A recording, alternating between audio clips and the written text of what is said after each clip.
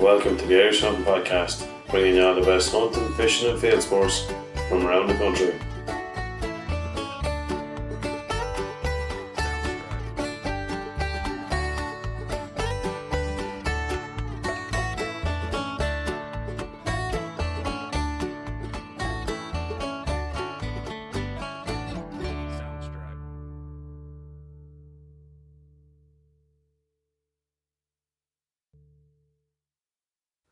Hello and welcome along to the Irish Hunting Podcast, episode 18. On this week's episode, we're going to be having a chat about our usual gun clubs, what we're getting up to, what the plans are, and how they're all looking in the dying stages of the 2022-2023 shooting season. We're also going to be discussing my recent trip with Norman from Irish Safaris, out for a deer hunt, as well as a bit of hunting myself and Anthony have doing, and I finally broke the seal on the Marlin 1.7, so we're going to chat all about that. Hope you all enjoy.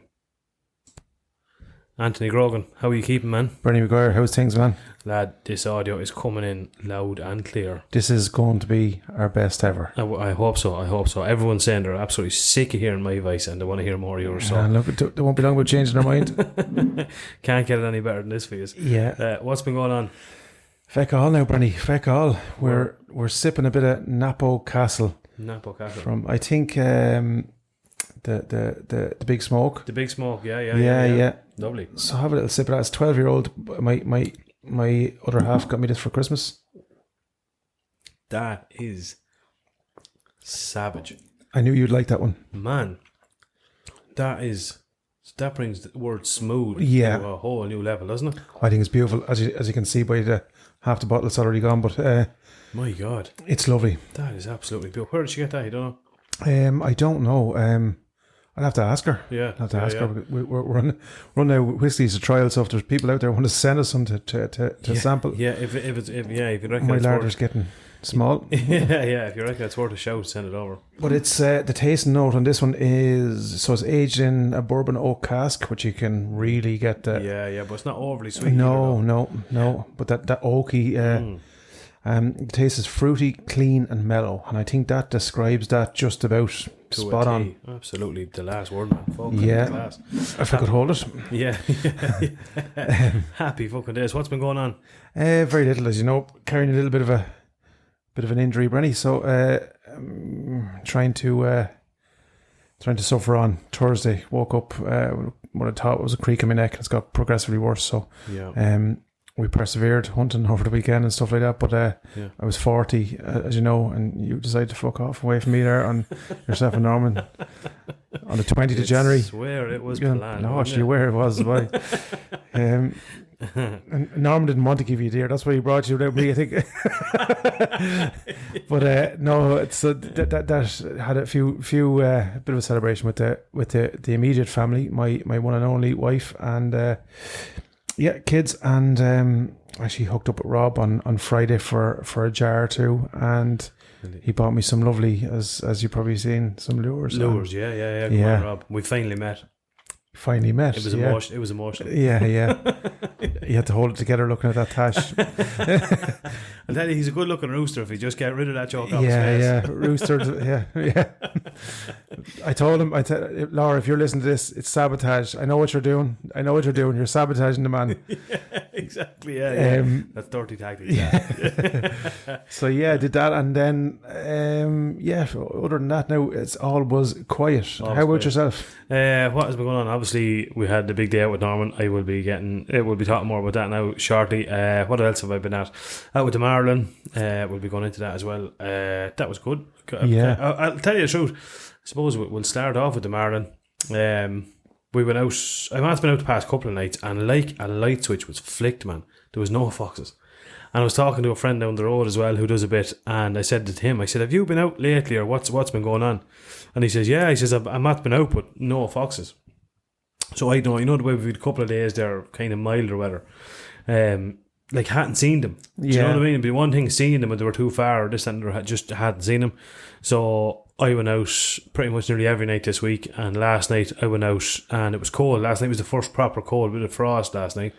So that was it. Got headed off down to kind of an end field where there's a wood, it backs up onto a wood, and just I have the little, the Wild Hunter, the blow collar, a couple of squeaks on that, and I kind of I knew the area. You were there with me. Yes, we went down there, and we could see kind of paths where they'd be coming in and out, and it's kind of it's a real deep drain there, isn't it? Yes, yeah. I knew if there was anything going to come out of the wood, it was going to have to go across the bridge. It would more than likely cross the bridge. So I just sat there, and within, I'd say, 10 minutes, a vixen came out, and funny, I sent you the video. I'll put it up on our Facebook. Kind of ran along the ditch, didn't it? Didn't come straight over, like, and it was definitely trying to win me, Yeah. So I just got it. It was obviously with the 1.7. It's my first time to ever shoot it. And going from the 2.43 to the 1.7, big difference. Yeah. So I took the shot, and probably around 100 yards. Now I didn't actually measure, but I'd say it was 100 yards. And it ran a bit, and that was it. Well, I'll tell you the actual truth here, right? It ran a bit.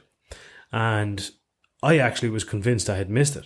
Yeah, because in the video it looks like it goes out of sight. There's a little bit of a bank between the ditch where it was trying to get to anyway. So. Exactly, yeah. So he had ran off at speed. So I genuinely said to myself, right, fuck it, I'm after missing that. I was raging with myself. Yeah. And I don't know, something just before, I wasn't even going to, because would have been walking in the opposite direction to where I was going. So I was like, I'm not even wasting my fucking time. And then something said to me, just go and check, like, make fucking sure, like.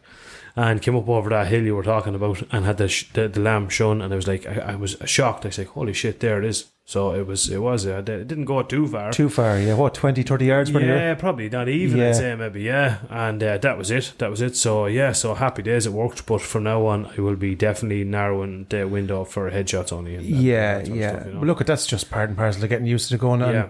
You're probably, well, you are more than used to with the 2.43. So, it's just a matter of, and look at the I would say, look at, judging by the video, 100 yards or maybe a little more, Bernie. Yep. So it'd be interesting to see when you do step it out fully. But look, I think it's a learning curve, isn't it? Anyway, 100%, man, without a doubt. Yeah, it was just one of those things. I was probably keen to get the shot. Do you know that sort of maybe overly keen to get it? But anyway, look, it worked. He didn't suffer now or anything along the lines of that. But it's just a learning curve. It's just one of those things. And I want to just say as well, the amount of lambs that have been absolutely destroyed in the past couple of weeks, man, it's horrendous, isn't it? Oh, be the holy jazz, man, it's unbelievable. So it is, yeah, unbelievable. It just shows I think we were talking about last week about when I was out, like I counted 7, 8 or whatever, foxes, and that's after doing a good few fox drives throughout the season, and there's a couple of people locally, same with your club here, but it's just it's the sheer volume, and these are big foxes. Like we were looking at some of the pages there during the week, man. Holy divine! There was one like monsters. A small fucking pony. Yeah, 100%. Yeah, imagine the fucking damage that thing would do. Like, so these are well fed animals. They're not starving, and they've plenty of produce to be feasting on. Unfortunately, yeah, exactly right. Yeah, exactly. Hadn't been going on much in the club. The club, we've the AGM in the Kildare branch of the NARGC is on tomorrow night. So. 2 of our representatives are going for that. Keith and Alan, I think, are going to that tomorrow night. We won the Vermin last year, so we're picking up the check for that. Deadly. And we're going very, very well compared to last year's numbers as well. So hopefully we're in with a shout this year. So it's a welcome couple of quid for a club, and it just gives a little bit of reward for everyone's efforts, Absolutely, man. Without a shadow of a doubt, yeah. Fucking happy days. Yeah, calendars are over. We raised over 2,300, I think, and we 2,200, and I think we're giving 300 quid to the Dundee first responders. So just lodged a few bob there, and all the expenses and stuff like that over, and we're giving them a check. So we put a few quid to it ourselves. So that's it's a nice interaction within the local community. Fucking sure. Yeah, well done. Yeah, and we're late doing it, and we're trying to pick a worthy kind of cause, but we'll build it next year, Happy days, yeah. No, fair fucking play to you. You have a big day this weekend. Yeah. Honest to God, yeah, it's going to be full on. So Sunday it'll be kind of, we'll wrap up the season, I suppose, because lads will be working on that. But Sunday's going to be sort of our last day, of the season. So out with the gun club, so we're all going to head out that morning, and we're going to go for a shoot. and we're bringing sort of a couple of friends as well. And Jack O'Keefe, our celebrity chef, he's actually going to come out and he's going to do a big cook up for us. Brilliant. So we've got lots of game from there between snipe, we've pheasant. What else have we got? Of course, some venison. Few bits and pieces. Yeah. So he's going to do a big cook up. I think he has some plans. So I cannot wait to see what he comes up with. And we're going to have a couple of local farmers out as well, and just make a bit of a day of it, man. Last day of the season. So it's going to make a day of it. Yeah. It was quick going, buddy, wasn't it? It was, man. It was absolutely flew. So it did. Yeah, absolutely flew by. Yeah. Sure. Look, that's the way it goes, as the fella says. It was a good old year all the same, wasn't it? Yeah, a quick one actually. I suppose when we're talking about the clubs, as you know, we're changing things slightly this year. So with the polls and a bit of breed and stuff, and I actually just text Shane O'Neill, actually, who's a wealth of knowledge in all things pheasants and hunting, as we know only too well. He's a great man to bounce off. But I just said to him where would be the best place to get a couple of hens, at the end of the season, and he came back with as he normally does, a few nuggets of information. And so yeah, this time of the year, you can buy, obviously you can buy a few breeding hens, for layers and stuff like that. Yep. And I think they're only around 10 or 12 euros a board, roughly. So he said, you need a couple of cocks per, a dozen hens or whatever, which we're going to do, because one of the younger members wants to start that. And then he said, I think it's just a little bit in another couple of weeks. I think he said March, April. X layers come on stream, up the north with the big they have a huge amount of obviously egg laying and stuff like that. Yep. And these are kind of layers that are finished their seasonal layers laying for them, and they sell them off at €3 a board or something. Jesus, yeah. So that got me thinking. And Shane said, and I said, what would be the benefit of X layers? But he said, if you're buying a dozen hens and you're trying to breed them and stuff like that, and they're volatile, try and they're very delicate. But he said, if you put out hens in maybe 25, 30, 50 hens, you're going to buy them for 150 quid. Obviously you're going to, mortality rate with vermin and stuff like that is going to be, you're going to knock off 20-30% of them, whatever, but you're still going to have a large quantity of hens on your land. Yeah. Makes perfect sense. Breeding, holding cocks, you know what I'm saying? Yeah, exactly. That's the big thing too, isn't it? So that got us thinking, so I'm going to actually call a meeting for 2 weeks after the season ends, just to get everyone together so that we can get penciled in early what we're going to do for the year. Yeah. So I'm going to suggest that, and I don't even mind. I think you can buy cocks now for 5 or 6 quid a board. At the end of the season. Again, no harm. No trophy harm. Out with the hens, and then that will encourage, I hope, people do the vermin control that's necessary then around. Yeah, exactly. Yeah, because what do they say? Far gone winters are forgotten or something, isn't it? Or something along the lines of that. Yeah, people sometimes forget, like when the season is over. That's when the work begins again. That's when the work begins again, yeah, exactly. We kind of tend to, sort of in our club, we try and get in early doors as soon as the season's out. Because most lads in the club fish as well. So as soon as the season's out, first couple of weeks, nail it hard, get done whatever we need to get done. Yeah. And then we can concentrate on our fishing. Brilliant. Stuff like that throughout the summer, Yeah, brilliant. And I think the other side of that as well, as Shane quite rightly pointed out, the hens are out in the wild. So you're not, essentially, you don't have to tend to them as much as you would in the, if they're in the pens and stuff. So I think it might be no harm. Top up the feeders, get a few hens, even a few cocks. Don't mind. You buy them half the money. Yep. Lash them out and try and save them. So that's a good little piece of advice from the maestro. Absolutely, 100%. Yeah, I might look into that myself. Now we'll have to have a chat. We'll probably have a meeting as soon as the season's over, and we'll come up with a plan. But I'm definitely going to be mentioning that anyway. That's a good idea. Yeah, absolutely, 100%. Just before we move off the marlin, Brenny, how did you find it to shoot? Oh, lovely. Yeah, I'd like to absolutely lovely. I really do like it. It's as light as a feather. Now my 243. Yeah. Soon to be X243, but we will talk about that shortly. Love it. It's as light as a feather. Real nice smooth action on it. It's it's got them a 5-shot magazine. Absolutely just A dream. just a dream, absolute dream view to carry around. Got a good sling and all off Wild Hunter. So absolutely love it. I would like to. Yeah, I'm pretty sure I'll have to look into it. I think you can lighten the trigger on those. There's an adjustable you can lighten it. Very good. I will definitely be doing that just to lighten a little bit, even though it's not overly heavy. But but it'd still be nice and little things, Yeah. So. And come here, suppressor. No suppressor on it yet, but it's going on it. I got the license on it and all, so it is going on it. Go back down to Wild Hunter for his... Yeah, he's going to try it. I might actually bring that down now tomorrow.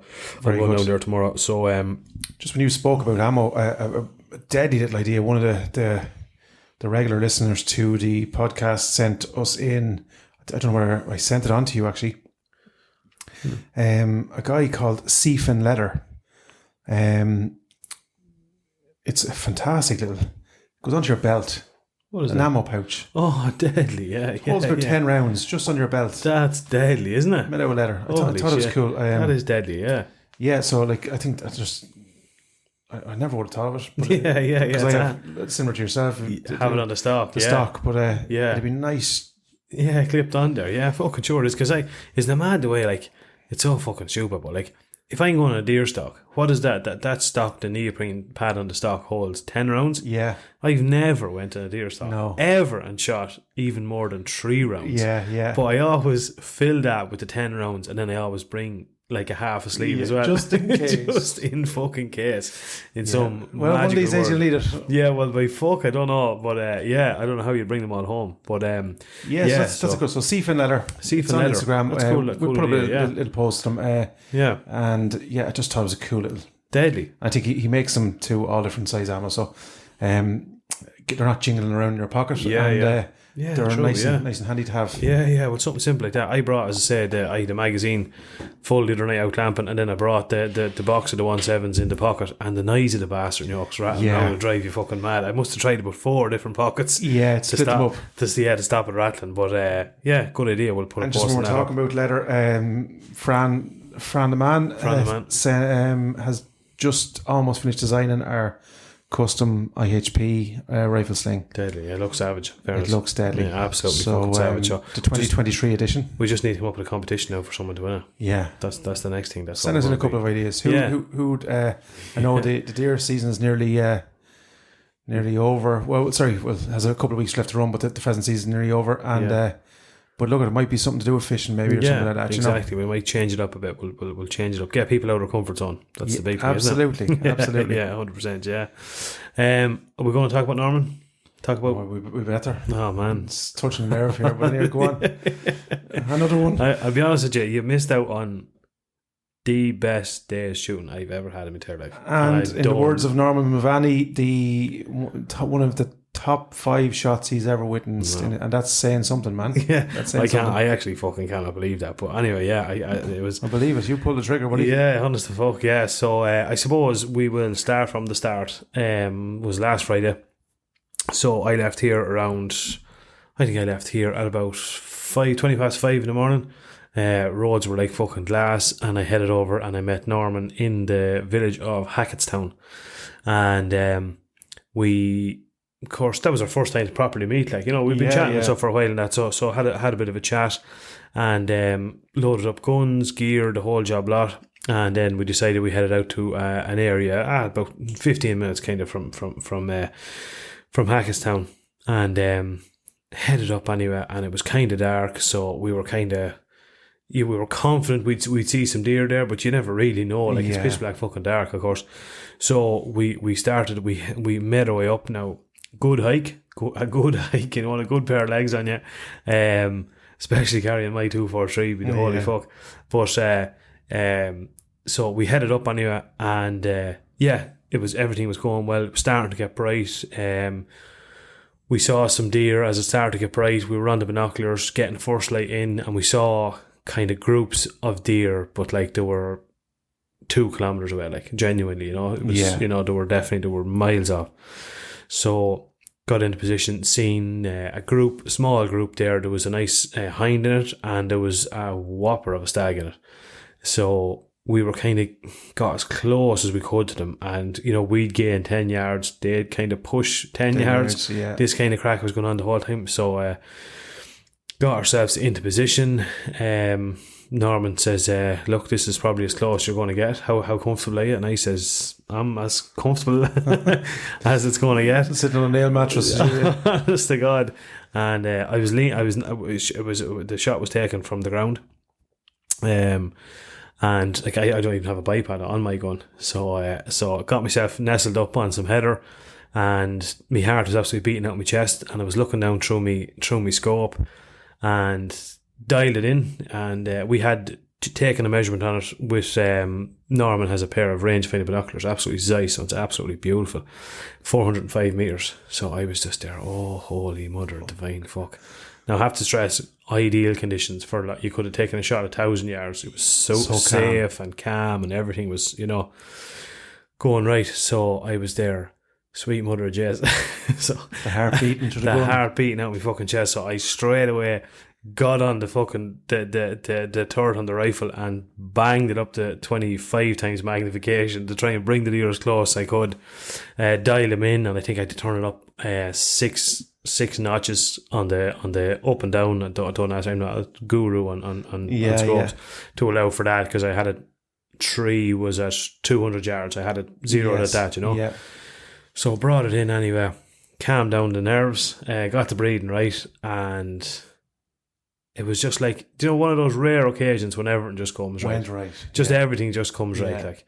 And got as level as I could, aim for a spot. Now I knew my rifle was. I sent you pictures of it when I had said 200 yards, like getting it within literally within the lid of a Coke bottle, 3 shots grouping in that at 200 yards. So I knew she was bang on, and that was it, man. Let rip. And I think Everton it was one of the rare times. Sometimes when. Stay with us. We'll be right back. Welcome to Untethered and Wanderwise, where adventure has no age limit. We're your co-host, Heidi Brandist and Nikki Mahundro, and we're here to inspire and celebrate women over 45 who are embracing their independence and want to explore the world on their own terms.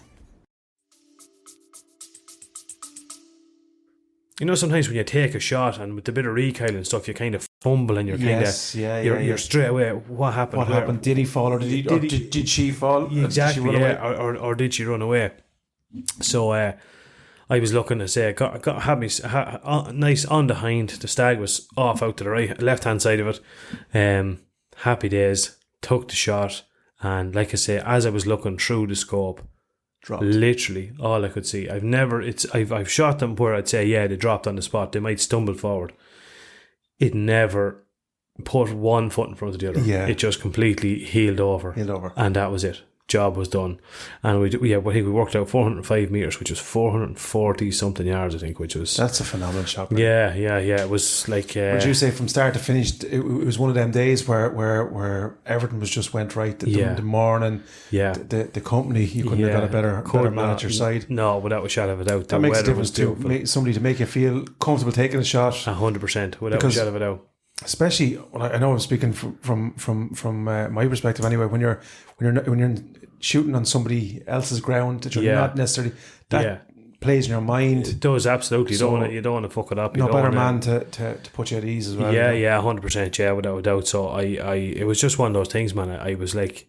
And that's not taken away from the shot either. No. Still, the man, you can have the best scope in the world, the best rifle, the best ammunition, and you can still pull that trigger and pull the nose of the gun up. Pull the nose of the gun. And as I was looking down, and sometimes it's funny, people say, if you don't have confidence, you're never going to pull it off. Well, I didn't have confidence. I can tell you straight out. I was looking at this deer, looking through the scope, and I was going, oh man, after all this, like, I'm going to pull this trigger, this deer is just going to fucking deer ever get out behind that crosshair? Exactly.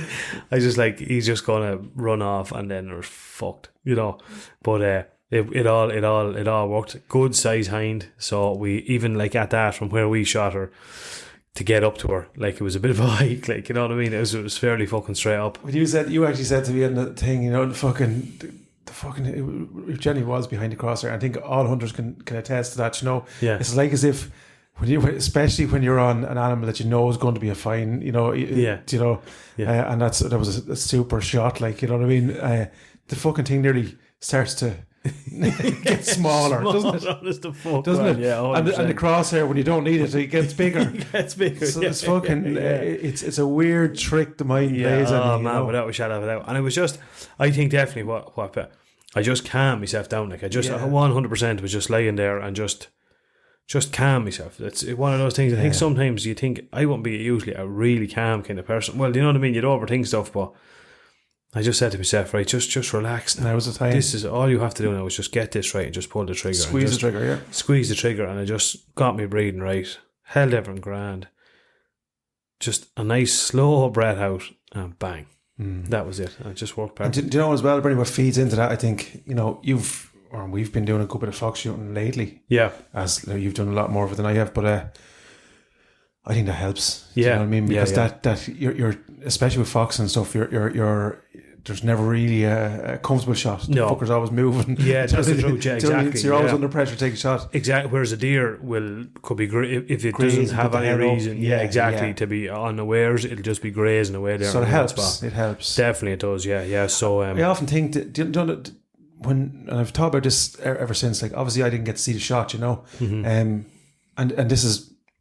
I think, you know, feeding back into our conversation over the last couple of weeks, you know, a digital scope. I'm not talking about night vision now. I'm just talking about the day vision scope, you know, on digital.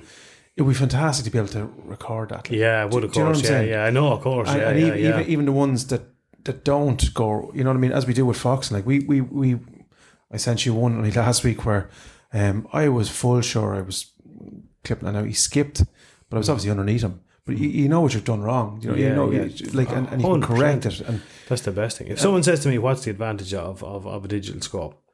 I think that's the number one. Number one is you can actually go back. If something you can correct your mistake. I was below him. I was to the left of him. I was bang on him. Yeah. Okay, there's something wrong here. I need to fucking re-zero. My scope's off. Yeah. 100%. Yeah. It's fucking brilliant. So and like that's, I suppose, another what would you say? Another pro for the digital scope. Scope, yeah. And obviously, if you're going out deer shooting and people see that you have a night vision scope, they're going to say, "Oh, that fella's out lamping and stuff like that." So you're going to have that. That side of the argument. Yeah. But I think people who do things right anyway are not going to do that. Exactly. Anyway. But couldn't it be governed? Right, with the exception of Terra, but I'm talking about a day/night vision scope.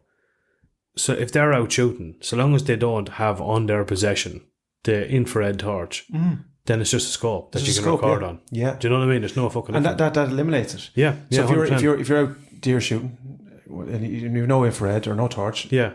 That's what I'm saying. Happy days. It's just a fucking scope. You're working day to night, daylight anyway. So, no difference. And that will give... but I think it feeds into... I think there's an education on both sides here, you know? Yeah. Because even when we had it on the page, that's not a fair advantage and all that kind of stuff, you know. So you're going to get this. We're already shooting with rifles that can take a deer at 400 or 500 yards. You know? The advantage is all ours, you know. Yeah. Without a shadow of a doubt, exactly. I think that from my perspective anyway, and this is only an opinion, and it's like everyone's entitled to them. Yeah. Anything that enhances the chances of a clean kill is a good thing. It's a good thing. Oh, the deer is most likely going to be shot, because it's a big animal. Yeah. So if that shot can be better placed, I'm all for it. Yeah, 100%. Yeah, without a shadow of a doubt. That's my opinion on it anyway. On that, your shot cam that you have, can that? What way could you use that on a rifle to record something like that, or which wouldn't have the zoom, would it? I don't know. I think mine is. I think it was. It's a Gen 6 or something, I think, is it? Okay. But I think when you swing it kind of comes into action. Okay. So I don't know. I think some of the older models used to work on the kind of click of the stock. You know, you used to have to... Okay. So I was just speaking to some lads about it. I think Rob had one of the older generation ones. Right. And he said you have to either tap the stock or... So it works on that. Okay. But mine, all I've ever done is just swung and popped and it's recorded. Right, okay. So I must try it for the crack, you know? Just to see, because it is, as I say, it's so fucking handy for the only thing is the moderator might get in the way of it, get you in know. the way of it, yeah, true, true. But it just, I think it'd be just so much better if you just let a digital scope. And if, as you said, it's very simple. If you know you're on your possession, even when you're deer shooting. When you're deer shooting, 100%, you can be fucking done for it. Fair enough, 100%. It's just a bit more education from the powers to be, I think, would make a huge difference, isn't it? Just before we go on, and I know what was the highlight of the day? The highlight of the day. Look, there's a couple, I suppose.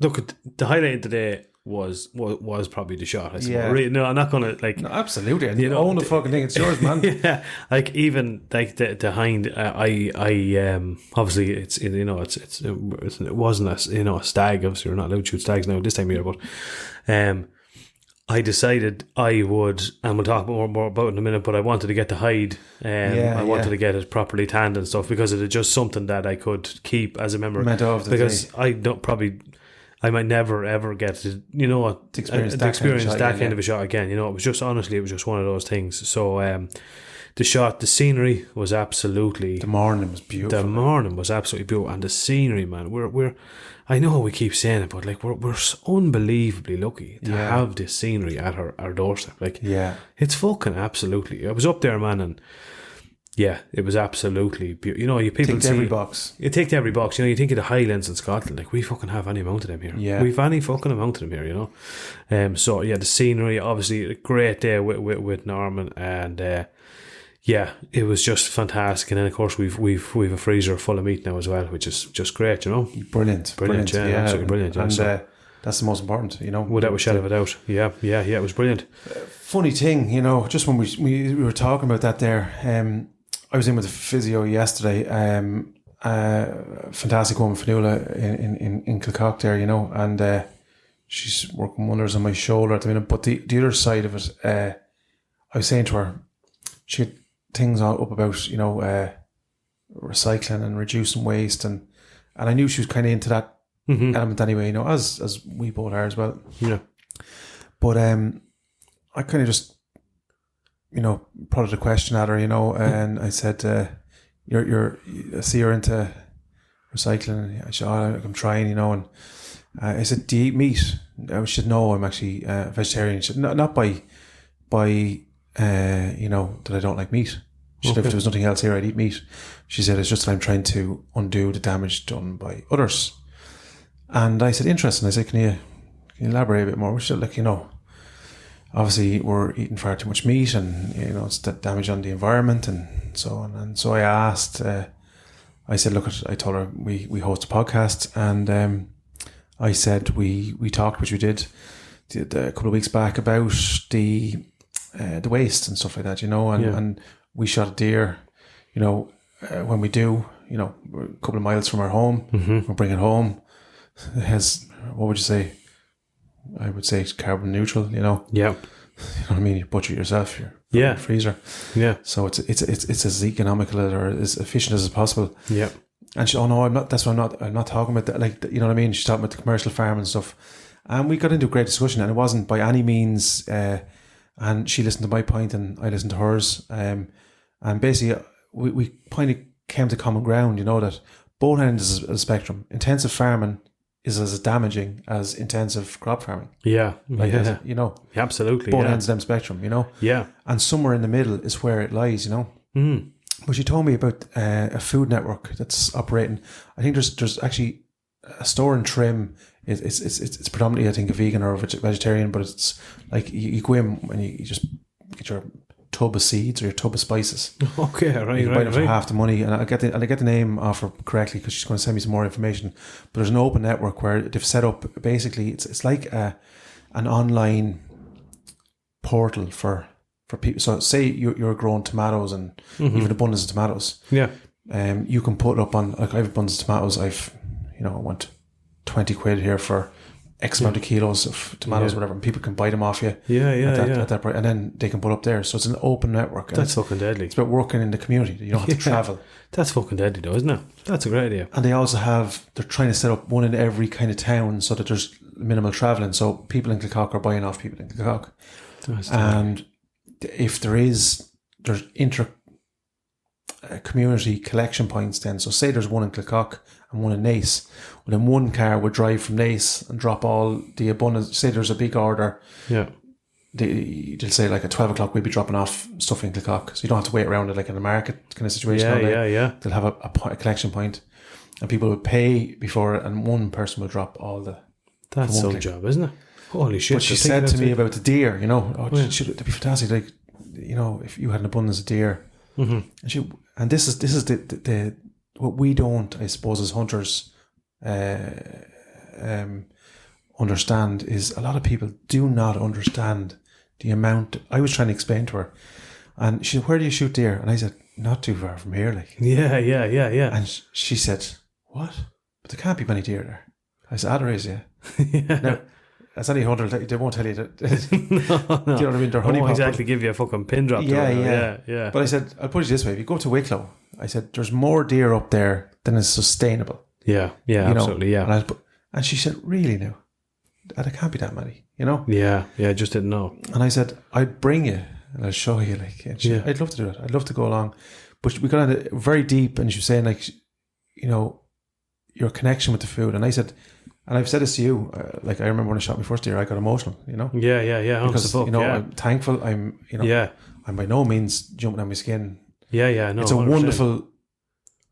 Wonderfully sad moment, if that makes sense. 100%. You're thankful. You're thankful the deer didn't suffer. You're thankful for the meat and all that kind of stuff. And also there's a huge sense of gratification for bringing home real proper food. Absolutely, 100%. Yeah, without doubt, man. Yeah. So it just got me thinking, and then maybe something down the line we can do, But I think there has to be, as part of this whole thing, because there's anti on both sides. Mm-hmm. I think we as a hunting community are probably we have our backs up now. We're anti-vegetarian or anti-vegan, and I said to Harold just during the week, probably, years ago, meat was what would you say? Yeah, it was an event to have meat at your dinner because it's it was respected. And now we've meat every day, and that's probably not good either. No, true. Do you know what I'm saying? Yeah. Well, I suppose it depends. I think it depends on the meat. I think a lot. I think But it goes back to what we said: €3 chicken, man. That cannot be possible. It shouldn't be. It shouldn't be. Yeah. Just should not be. Shouldn't be that way. Yeah, 100%. Yeah. And if you had to go out and hunt your own food, you wouldn't be having meat every day. No, 100%. Yeah. And just on what you were saying, I was listening to, as we both do, listening to Joe Rogan podcast as well, and the one person we both have massive respect for is Cameron Haynes. Yeah. Who, as people that don't know him, is probably the most respected bow hunter in the world. And he's an extreme sportsman, and he does extreme marathons and a bit of a fitness fanatic and stuff like that. But they were just had an interesting discussion about that, and they're like, sometimes you see someone, getting the photo after maybe shooting, just say their prized stag or whatever it is anyway, and there's a bit of a celebration when they take the shot. But it's not a celebration that the animal is dead. Yeah. It's not going, yes, he's dead, we're delighted. It's celebrating that all the hard work and effort that you were after putting in to master the skill of being able to get out there and knowing now that you are going to get home and you are going to fill your freezer with. That's what the excitement's about. Yeah. It's never an excitement. Any hunter will tell you the least favourite part about hunting is killing the animal. Yeah. I think there's very few. There is a few sadistic people. There is 110%. In general, people, well, I think with deer hunting anyway. Yeah. I think the least favourite part of it is actually killing the animal. Because they're a beautiful looking animal. 100%. Yeah. I'm looking at one here, like our logo here and thing, and you're looking at it, and that epitomises. They're majestic, majestic animal. And nobody. What would I don't know anyone personally anyway that rejoicing. Even when we're shooting foxes, absolutely. Like I think there's nothing nicer than if I've one in the calendar. They are a beautiful animal. Yeah, but like that, you answered a question from a girl on the page. Why would you shoot a fox? Mm-hmm. And that's probably the bridge we have to create. And I don't think we're going to do it by shoving it down their neck. No, and I don't think we're going to do it by hiding either. No. We have to educate both sides. Yeah. But even on that, like that, what doesn't do anyone any favors, I think, is when that woman in particular that you're talking about asked that question, showing her, responding with a picture of a fox with its head blown off, doesn't do anyone any favours. No. It's just about educating. And in fairness to her, I says, look, because obviously, explain it very well. Exactly, try and help the farmers out, reduce, livestock losses and all, so repopulate our wild bird species. And she said, thanks very much. I didn't know that, So and I think that's just it's probably got me to, like, because when we started this, it was probably in reaction. A lot of it was because we were getting a lot of all our clubs are under. Yeah. I even said to Fanula, I said, my gun club, it's a game and conservation club, like primarily. Mm-hmm. So we do more conservation than we do shooting. Yeah, absolutely. And she says, "What?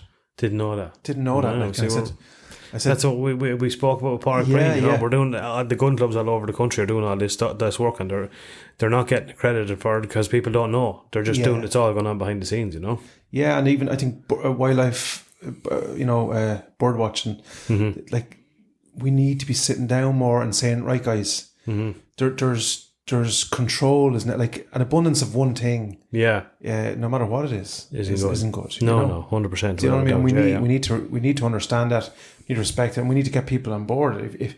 If we go down the route which we're broaching on it, where there's saboteurs coming up with balaclavas, and then what's going to happen inevitably is there's going to be fire is going to meet fire there, and that's not going to be good for either side. No, 100%. Yeah. And I know they feel like they're going to get their way, but like they're not. No, and nobody's going to win there. No one's going to win there. I think that's the biggest thing. Yeah, there's no one going to win there. We need to try and, I suppose, and look, we'll if we can get a person that we can have what would you say?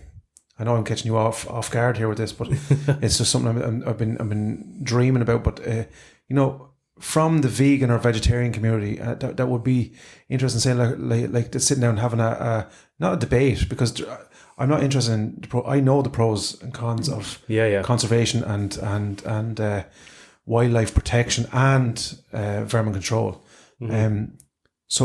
But I need somebody like Fanula, she's a vegetarian because she sees the damage of commercial farming is to But on the other side, as I pointed out to her, commercial grain farming is every bit as bad, if not worse. 100%. Yeah. Without a shadow of a doubt. That's my rant. It'd be nice. Anthony's weekly rant. Did it? That's instead of the weekly fucking news slot, we have my weekly rant. But no, get it off your chest, man. That's what anyway. We've a new listener to the podcast. She's going to listen in. So happy days. Yeah, good stuff. And she wants. Do we give her name with? Fanula Corcoran. Yeah, she is a. Fantastic. She stuck a load of needles in me yesterday. Yeah, for anyone that you can't see this, I'm going to describe Annie. So one half of Annie now looks like the Incredible Rock. Fucking Hulk. Yeah, and the other side is like it's like I was going to say like Sylvester Adams or something. I don't know. I said yesterday my trap is locked out on my left hand side, so I look as if I've been in a bodybuilding competition. It was locked from the bottom of my ear nearly down to the top of my shoulder, locked solid, and the other half is just me. And I said to her yesterday, I said, if you just take away the pain, but just leave that bit of swelling, it'd be great. And match it on the farm. That'd be fucking days. Even split it. It'd be the right job, folks. Me and you went out for a shot on Monday evening. We went out, yeah. So I finally got you up to my ground, and showed you the first part, and then I got touchy because we were after kind of scoping out, myself and Rob, a new bit of an area, where there was heavy track and stuff like that, and so we went. We took, it was a 50. It's always a 50-50 shot, where you pick your spot, and now our ground is obviously different than Norman's because you don't have the ranges of visibility. No, absolutely not. No. You have 100 yards, probably 150 yards, and then for a corner or a wood or a bog or something interjects. So anyway, we still got to see a lovely bit of the countryside. It was lovely. Yeah, I was mad. I was just saying, like, some of the stuff, like we were out for a couple of hours, and we kind of waited out. Then we thought we might chance our arm on a fox, so we waited out till kind of last night, and I was just sitting up on a bank. Something else, just a mad experience, but I was just lying up on a bank in all my camouflage gear, of course, and this hare ran by kind of behind me, and I was still as anything. He obviously didn't know I was there, and he kind of done a loop, and then he jumped into the kind of the rough on the right hand side of me, and I lost sight of him. So I was still scoping around to see was anything else moving, and next thing he jumped out and he made his way up on top of the mound where I was standing, where I was sitting, and I says, I'm going to be as quiet as Anthony now and see how far he comes. And he literally came over and touched his nose off my boot. He was literally getting a sniff. He knew he at this stage he knew there was something there, but he didn't know what it was. And he took a little bit of a sniff and fucked off. Yeah. And there was a couple of hairs around, which is great to see. Yeah. Deadly. Well, we've said this before, Bren. There's not a night or day that we don't go out shooting that you see something and say, "Geez, how lucky was it?" Savage, yeah. And on top of that, then when we were walking just off them two banks, we're going out to scope out another field for a fox. On the right hand side, I shone the torch into the field just to pick up a set of eyes. Thought we were on, and we looked through the scope, and it was a woodcock. Sitting out in the field. Sitting out in the field. Yeah, honest to God, yeah. We've seen the two cuckoos. Two cuckoos. Yeah. How good is that? They're fucking class to see, man. Flight of duck come in to the left hand side. That was mad. Yeah, it was mad how late they were coming in. Yeah, that was pitch dark. Pitch black dark when they came in. Yeah. Honest to But fuck. it's just one of them things. I think they again, we obviously that particular hunt didn't end in success or anything like that. In terms of what we set out for, but yeah. Like success nonetheless, isn't it? Yeah, just 100%, man, without a fucking doubt. And does the world good too, doesn't it? Absolutely, yeah. It was great. Funny, I'm mad to get back out now. So hopefully shoulder pain just eases a little bit, and I want to get out and loads of get a deer. Me and you have to. Yeah. I'm supposed to be going out tomorrow morning. Deadly. Well, that might be a bit fucking ambitious. Might be a bit ambitious. See how you go. Yeah, see how we go. You could always head down to one of those spots there somewhere and kind of hang out for a while. Yeah, fucking exactly, sure, yeah. I did mention earlier on, I'll be down in, I suppose I'll do a little bit of announcement. So on our next, on the next issue of Rural Pursuits, there'll be a bit of a spread from ourselves. Yeah. All about the IHP, the 24-hour challenge. Yeah. We've been chatting with Sean, and I can't wait for it to come out. I cannot wait either. Wait to come out and get some of that stuff, and hopefully there's a bit of snow on the ground or frost. Or something. That'll be ideal. Oh no, you're painting a picture, man. That'd be fucking ideal. I'm going to be doing a bit of writing for Sean as well. Yeah. Better, man. I'll be, well, sure, look, I don't know. I hope there's fucking spell check. There's jokes you can talk into the computer now. Exactly, honest the fuck, yeah. So I'm going to be doing a bit of writing for him. I will be doing a bit predominantly on vermin control, deer stalking. It'll be our season by the time the next issue comes out, and I'll be doing new product testing. So I think Wild Hunter are going to send us a few bits and pieces. I have to have a meet with the lads, and we are going to put them to the test. And I will say I am not sponsored by Wild Hunter at alone, so there will be an honest review and an honest test. If they're good, they're good. If they're not, they're not. They're not. Yeah. Simple as fucking that. So yeah, that's all brilliant stuff, Brenny. Yeah. Your hide is going down for. Yeah, I'm going down to Andy. I was talking to him earlier, actually. He's a gas man. He's fucking dead sound. I was talking to him on the phone. And he's a hunter as well. He does a bit of hunting. So he's off for a couple of days. He's going out hunting, I think, before season kind of finishes up. So I'm dropping it down to him on Tuesday. And we're going to have a chat with him. And he's going to come on the podcast. It's brilliant. Because I have a world of questions for him. Yeah. Do you know, I think we'd be getting... People will be sending, please talk about this video, and we genuinely want to talk about it all, but, I know. But we have to try and kind of get it formulates around me and you about work, kids 100%. and family, and then exactly. We're trying to get guests on, it's and not they a work. full-time job. Unfortunately. Yeah. But and we've a world of questions for him. Yeah. As in what way to prepare to hide. Yeah. Like we've loads of questions on that, or even if for a mount. Yeah. No, exactly. Because like you need to know all this stuff because it's too late. You know, you can't how much ring. Of a skirt to leave on. Exactly. You know what I'm saying? You need to have that plan. The do's and don'ts, essentially. Yeah. It's no use shooting the deer, then going, what the fuck do I do next? Do you know what I mean? And you don't want to fuck up the once in a lifetime opportunity just by not knowing. So we've a fucking ton of questions for him, and he's based down around Mullingar, and I think he's a bit of a showroom and stuff as well. So we're going to go down and have a bit of a look around. It'll be brilliant, and that'll be another. We tried to get the firearms officer on again. Just clash of I suppose timetables at the minute. So hard. yeah. Anyway, we'll keep trying. We will keep trying. Yeah. The Midland Shooting Range in Tullamore. I was chatting to them down there. So that's another thing we're going to be bringing. Is I don't do target shooting. I know you dabbled a small little bit with Rob and stuff like that. Yeah. I haven't done much of it, but we're going to go down and see what it's all about. By the looks of it, it's a fantastic. I was down there once. I done a deer course down there, but it's a fantastic facility to have nonetheless. So we'll go down and have a look at it. And it'd be brilliant in the off season. Bit of crack, get a couple of lads together and stuff like that. Absolutely, which we might do. So we might bring the podcast to the Midlands. 100%. Yeah. What else do we have coming up, Brenny? Now we've. Jack is going to do another couple of recipes for us, hopefully, in and out. Yep. And after Sunday, we'll have plenty of ideas from him. Yeah, 100%. So we had a poll on Facebook, which was, I suppose, have we concluded what is the most popular? Yeah, well, I think it was a resounding. Was it? Yeah. I think I know what it was. Yeah. Or it was winning when I was there. Yeah. I think. How many phones are you voting on, Brady? I won't mind. I'm fucking changing that caliber. But anyway, that's neither here nor there. 243, I think, was the 243 was the resounding winner. Yeah. So just I'll flash through them. We had, which astounded me. Now I know people again wanted us to be more specific around for what we're trying to gauge basically for people that didn't know. I suppose we're. Just what is the most popular round that's out there in circulation, not necessarily like we do know. Like you're not going to bring a 243 for shooting rabbits. Like, yeah. 100%. So, but I think we had in excess of 980 or 990 votes. Be the hook. And my Wi-Fi's gone here now, but so the 243 was the 243 was the winner. Yeah, right. Happy fucking days. Then we had.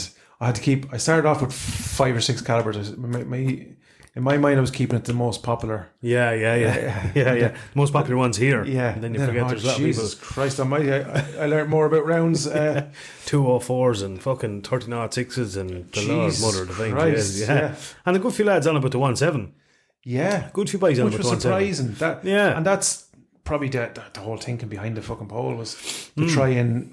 I wonder what's and we might do another poll on this for a crack.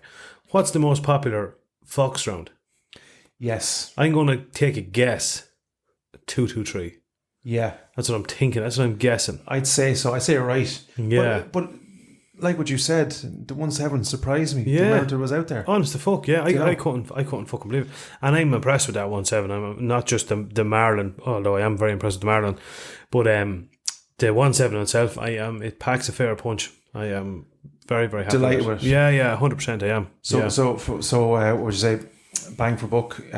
You're delighted with it. I would, yeah. I think for foxing, we're kind of in the situation. Obviously, I have the 243.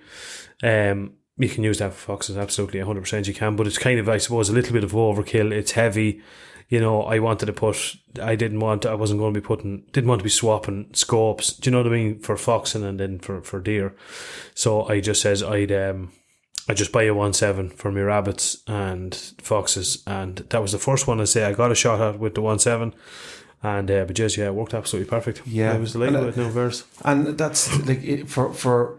The nimbleness of it. We're not by no means nimble men, but for throwing over gates, and which you're probably doing for foxing, 100%, and stuff. Like, it's nice to be comfortable. It is, yeah. Like one of the lads was saying to me, "Would you not get a 223?" But I was like, "I'm not going to have a 223 and a 243." Yeah, because I can't use.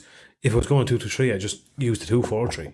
Do you know what I mean? Because I can't use a 223 for rabbits. Well, I could, but you wouldn't much rabbit. It wouldn't be to be cooked and all by the time you get them. But so I was like, no, fuck it, 1.7 is ideal. And Damien, he uses one as well, and he's always been raving about it. So, yeah. So look. I think for anyone who wants to have a look at the results, we will be kind of getting more. What would you say? Intrinsic. We just wanted to keep it kind of general. Yeah. Get people's interest, and obviously as the page and the podcast gets more popular, then we can kind of delve into the specifics, like foxing, deer, rabbits, 100%, and so on. We'll get out for a couple of rabbits now. That's the next thing we need to do. We get this I haven't tasted these fucking burgers yet, man. I've been promised. I can't even fucking remember what they taste like. It's that long since I had them. Holy fuck! But yes, that look, we'll have plenty to do. The hoodies, the hoodies are fucking. wrecking Sarah in Studio Prince head at the minute, because I'm every second day can I have another couple of in large yeah. So the first lot are well and truly gone, and we're into the second batch now, and the t-shirts are en route. The second batch of t-shirts, there's some lucky lads there getting Valentine's gifts, t-shirts and stuff. Oh yeah. We were choosing. Because we wanted, you're a hat man, you love your hats, and you pointed out to me a nicer quality hat. So what we're trying to do is trying to get a nice quality hat, for the summer for people that's nice and comfortable. So Sarah's bringing us a couple in a few different colours. We're going to start branching out in a few different colours because people are asking what colours are available. We genuinely didn't think. We were like, we ordered a few hoodies to fuck, but we were like, sure, fucking no, I might buy them. Like literally the first 20 were gone straight away, and then the next fucking 20 are gone. So look and thank you very much. We've been very, and it's not a money making exercise. It's great just to see we're pretty much just covering our costs. And it's lovely to have to see bumper stickers on cars. 100%. It's great to fucking and see. They are cool, hoodie. They're cool deadly, man. They're absolutely deadly. I was actually, and I want to talk to you about, I'm thinking about a design for a hat or hoodie if we could incorporate the camouflage into it. A bit of camo. Very good. Cool, wouldn't it? That'd be deadly, yeah. That would be deadly, so we might work on that. Next podcast, we're going to, hopefully we'll try and tee up with Andy. I think it's going to be good to try and tee up with Andy and go through a few lists of bits and pieces. Just before we move off the hoodie, the competition ends tomorrow evening. We'll probably let it run till Saturday morning because if I break open a bottle tomorrow night, I won't be in any interest of picking a name. And, red wine and saltpeter. Grand job. Great diving, but yes, it'll be Saturday morning. So you have it Saturday morning there, and get just like, share, tag a few friends, promote the page a bit just to get it to a wider audience, and look, I think we've just reached 700 followers on the page, which is within 8 weeks or something. 8 weeks. Happy fucking days, man. Yeah. So we're flying. It's phenomenal. She's flying, and that's all thanks to the likes of yourselves. I suppose that's really fucking it, isn't it? Yeah, we'll wrap it up, and thank you everyone for listening. Our shy talking. Don't forget, get your orders in for your Rural Pursuits magazine. You'll see the link. We'll share a link to it.